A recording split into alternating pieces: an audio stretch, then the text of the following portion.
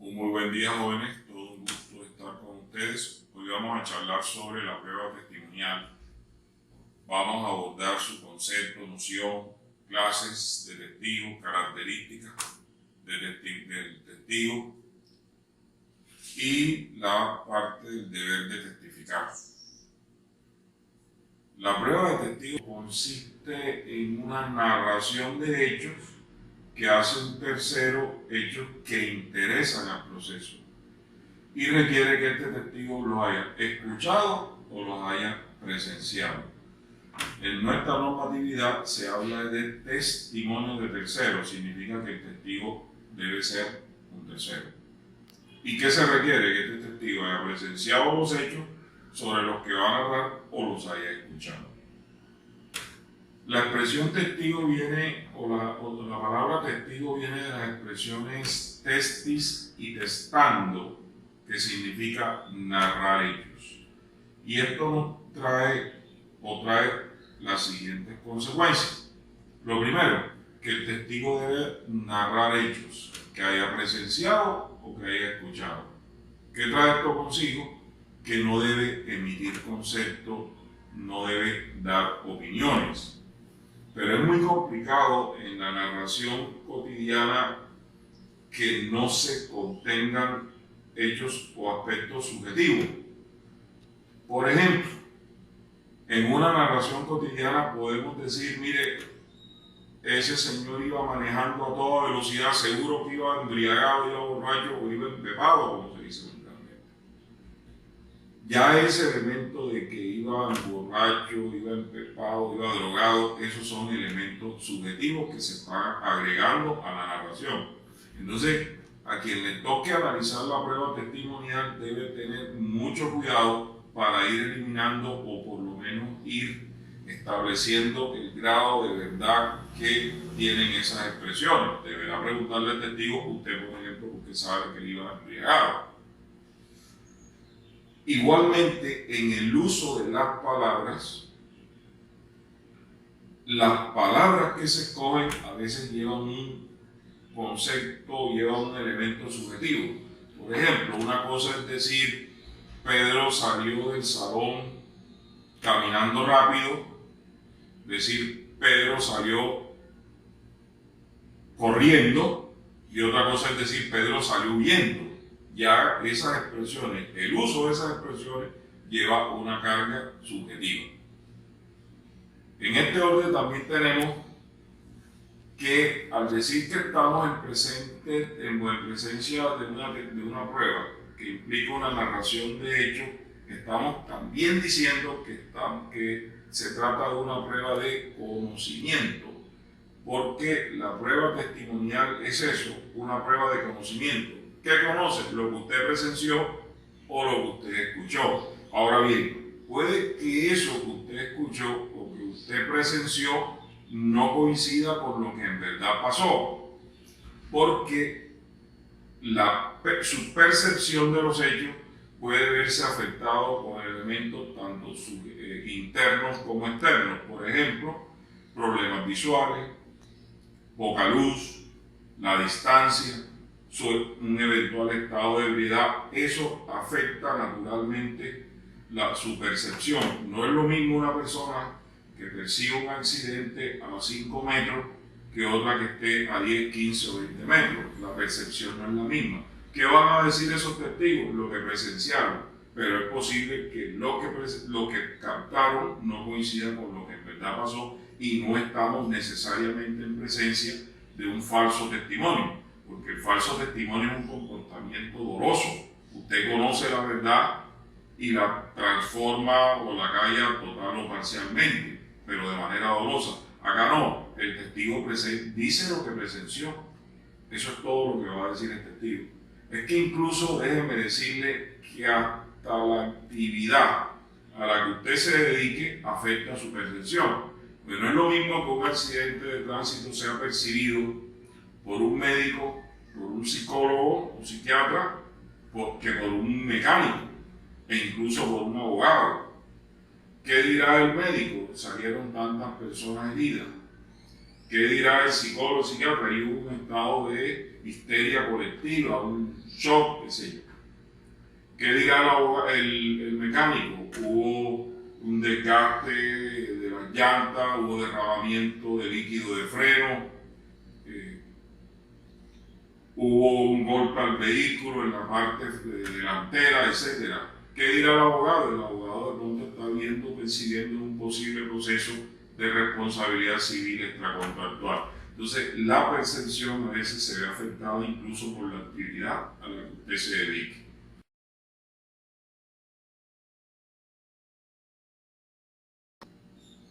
Miremos ahora las características de este medio de prueba y las clases de testigos.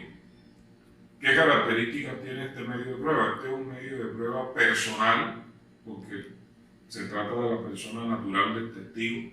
Es una prueba indirecta respecto del juez, porque el juez hace una representación en su mente dependiendo de la narración que hace el testigo. Igualmente es una prueba histórica, porque lo que hace el testigo es narrar acontecimientos anteriores. Por eso es una prueba histórica. Y entre nosotros es una prueba oral, lo que permitirá en su momento, cuando dialoguemos sobre la prueba documental, distinguir la prueba testimonial del documento emanado de tercero. Es importante establecer esto, o sea, es una prueba oral entre nosotros porque el testimonio se hace a partir de una narración y de preguntas que se le formulen al testigo, y eso la hace necesariamente una prueba oral. Entre las clases de testigos tenemos el testigo presencial, que es el que presencia directamente los hechos, el testigo de oídas o auditor alieno, que es aquel que escucha. Pero ojo con este testigo, el solo hecho de ser testigo de oídas no implica necesariamente que debe ser desechado. Claro, porque una cosa es decir, yo escuché claramente cuando por ahí se dijo que Pedro dio muerte a Diego, y otra cosa es decir, yo escuché a Pedro decir que Juan este año no comía bagre. Esas son dos narraciones totalmente distintas. Entonces, por el hecho de ser testigo de oídas no implica necesariamente que debe ser desechado. El otro testigo es un testigo por encargo. Testigo por encargo es aquel que por contrato o comisión de otro entra a conocer de los hechos. El típico ejemplo del detective privado. El detective privado usted lo contrata para que este testigo haga un seguimiento, y precisamente por ese contrato que se le hizo es que él accede al conocimiento de unos hechos que en términos normales no tendría por qué conocer. El otro testigo es el testigo instrumental. Se ve mucho en el tema entre nosotros, en el tema del testamento. Todo testamento, cuando ustedes vean sucesiones, testamento, sea testamento privilegiado o no, es obligatorio llevar testigos. Ese es el denominado testigo instrumental. Otro testigo es el denominado testigo técnico. El testigo técnico es aquel que tiene unos conocimientos técnicos, científicos, artísticos, y precisamente por esos conocimientos técnicos, científicos, artísticos es que puede dar opinión. Es el único testigo al que se le permite dar opinión. Desde este momento les digo que una cosa es el testigo técnico y otra cosa es el perito. El perito también tiene conocimientos técnicos, científicos, artísticos. Ahora, ¿cuál sería la diferencia en este momento, a pesar de que no hemos visto la prueba pericial? Es que, por ejemplo, el testigo técnico normalmente tiene un conocimiento anterior a los hechos. En cambio, al perito se le contrata y entra a conocer de los hechos a partir de ese momento. Pongo un ejemplo. Una persona que esté tratada, por ejemplo, por un médico, psiquiatra, y está medicada. El psiquiatra sabe perfectamente que si la persona no toma esas medicinas, se vuelve agresiva. Esa persona no toma las medicinas, se vuelve agresivo, comete alguna infracción. ¿Y quién es llevado a declarar? Es llevado a declarar el psiquiatra, quien entra a hablar de todos los tratamientos y la medicación a que estaba sometida esta persona. En este evento estamos frente a un testigo. de carácter técnico, distinto al perito, que el perito entra a conocer de los hechos después.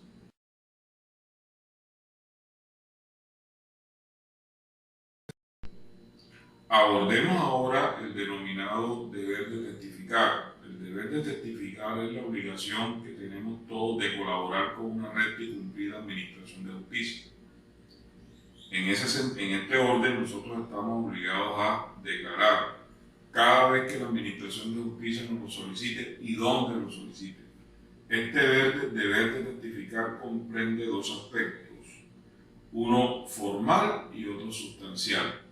El aspecto formal es que estamos obligados a concurrir donde nos llame la Administración de Justicia, estamos obligados a responder todas las preguntas que nos hagan, estamos obligados a someternos a las ritualidades propias de la prueba testimonial y estamos obligados incluso a aportar toda la información que tengamos y que sea importante a la declaración y al proceso en el que se está rindiendo. Y el aspecto sustancial comprende la obligación de decir la verdad. Usted, en ese deber de testificar, está en la obligación de decir lo que en verdad sucedió, pero hago hincapié en que se trata de una prueba de conocimiento, porque finalmente usted dirá la verdad de lo que usted presenció o de lo que usted escuchó. Este deber de testificar tiene excepciones. ¿Quiénes no están obligados a testificar? No están obligados a testificar los diplomáticos, los miembros de su familia, su comitiva, no están obligados a testificar los ministros de cualquier culto, no están obligados a testificar quienes estamos sometidos al secreto profesional. Esa es una excepción al deber de testificar.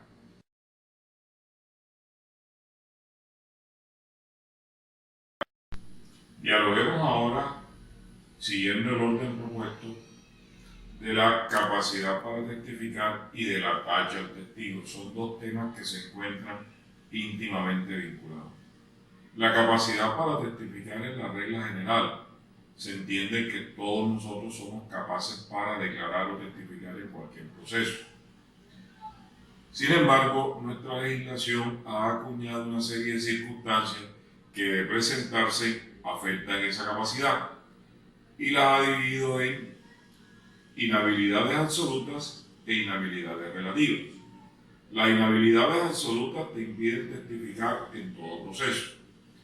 Por su parte, las inhabilidades relativas te impiden testificar en un proceso en específico e incluso en algunos casos queda con la posibilidad de declarar en otra oportunidad o para otros procesos. ¿Cuáles son estas inhabilidades absolutas?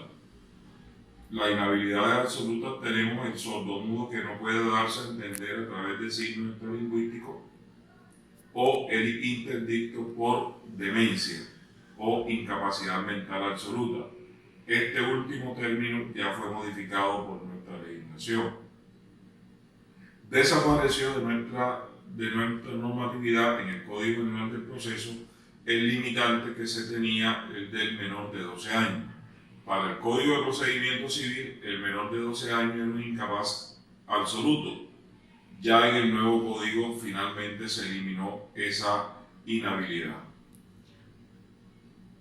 ¿Quiénes son los inhábiles relativos? Son aquellas personas que al concepto del funcionario judicial no pueden declarar, como por ejemplo, quienes sufran de trastornos mentales que impidan declarar o quienes estén bajo la influencia de alguna sustancia alucinógena, de algún elemento que afecte su juicio, como por ejemplo hipnosis, etc. El cansancio puede en un momento dado ser una inhabilidad absoluta. Y en general, cualquier circunstancia que al juicio del juez afecte esa declaración. Unido a este tema de la capacidad o incapacidad para testificar, tenemos la tacha al testigo. En nuestra legislación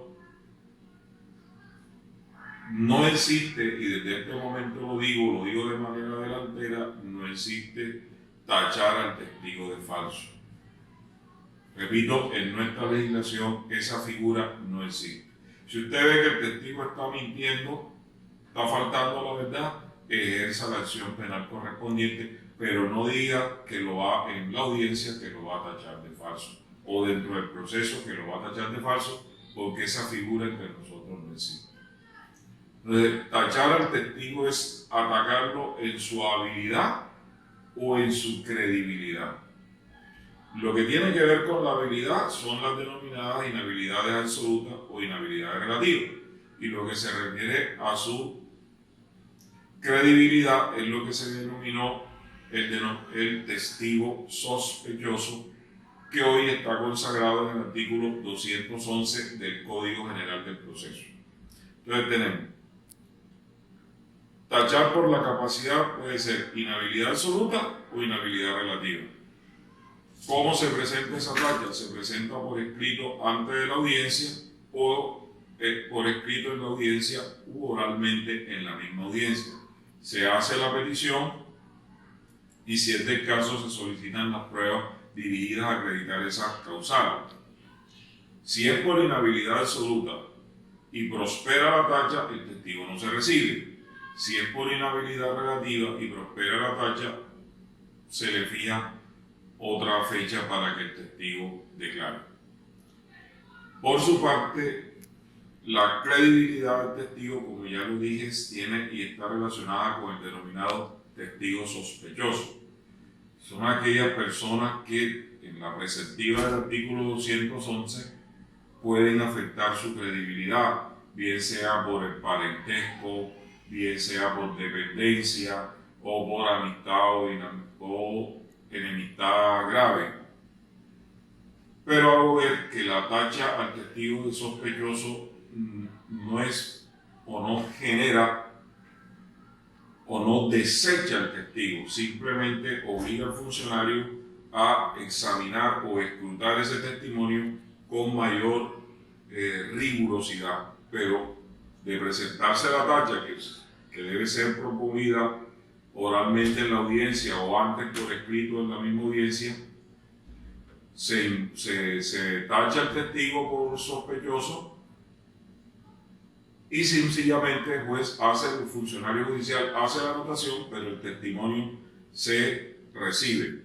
¿Cuándo se decide esa tacha? Se decide cuando el funcionario entra a valorar la prueba. Puede ser al concluir un incidente o en la sentencia. Entonces ahí dirá el funcionario si creyó o no creyó en ese testigo, si lo convenció o no lo convenció, y si prosperó o no prosperó la tacha por sospecha. Conviene ahora que miremos los temas relacionados con la solicitud, decreto y práctica de la prueba testimonial. ¿Cómo se solicita una prueba testimonial? El artículo 211 del Código General del Proceso señala que se debe indicar el nombre, domicilio o dirección donde puede ser ubicado el testigo, señalarse sucintamente lo que se pretende probar o concretamente lo que se pretende probar. Ejemplo, solicito el testimonio de los señores Juan Alberto González Villanueva y Jaime Hernán Rangel Villadiego, por ejemplo, ambos mayores domiciliados en esta ciudad con dirección, puedo señalar donde ellos residen o puedo decir quienes pueden ser ubicados por mi conducto en tal dirección, quienes declararán sobre posesión, tiempo de posesión, naturaleza de la posesión y demás aspectos del proceso. Así quedaría esta solicitud de la prueba testimonial. Hago ver lo siguiente: hay funcionarios judiciales que siguen con rigurosidad estos requisitos señalados en el artículo 211 del Código General del Proceso, inciso primero. Hay otros funcionarios que son laxos y consideran que, a pesar de que la solicitud no reúna estos requisitos, la decretan porque ellos tienen la potestad de decretarla de oficio y ellos están al juicio de todo el criterio de estos funcionarios con el deseo de establecer la veracidad en un proceso y sin prueba no pueden establecer tal veracidad. Entonces esto juega a criterio de algunos funcionarios. Yo les recomiendo que por favor hagan su solicitud en lo posible correctamente. Hecha la solicitud, lo que sigue es el decreto práctica de la prueba testimonial.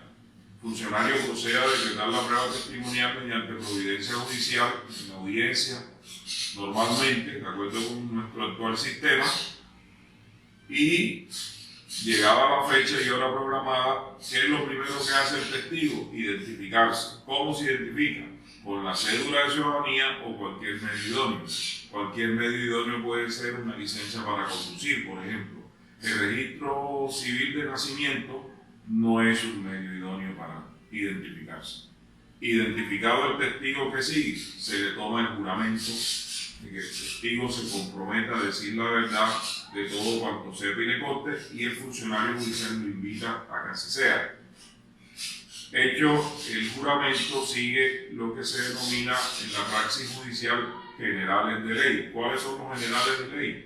El nombre, domicilio, dirección del testigo, actividad a la que se dedique, vínculo con las partes. Luego de hecho esto, el funcionario judicial hace un relato sucinto de lo que se trata el pleito, de lo que se trata el proceso, y luego lo invita al testigo a que haga un relato espontáneo de todo cuanto sepa y le conste. Hecho ese relato espontáneo, que sigue?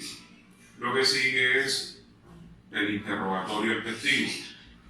Primero interroga el funcionario judicial, de acuerdo con el Código General del Proceso, interroga al funcionario judicial y luego las partes. El juez puede interrumpir las veces que guste. Fuera del juez, quien interroga primero, la parte que solicitó la prueba testimonial, y luego interroga la parte contraria. El Código General del Proceso introdujo la posibilidad de que las partes puedan volver a interrogar por una sola vez, pero solo para aclarar o refutar. El funcionario judicial puede suspender, o mejor, puede suspender el interrogatorio que está haciendo la parte, interrogar y luego concederle la oportunidad a la parte que está interrogando para que continúe con su tanda de preguntas. O puede reservarse y preguntar al final. Hay una serie de reglas sobre las preguntas que deben ser muy claras, muy precisas, deben referirse a un solo hecho, y no se aceptan las preguntas inconducentes, impertinentes. Las preguntas ya contestadas tampoco se aceptan ni se desechan por ser preguntas inútiles por ser ya contestadas.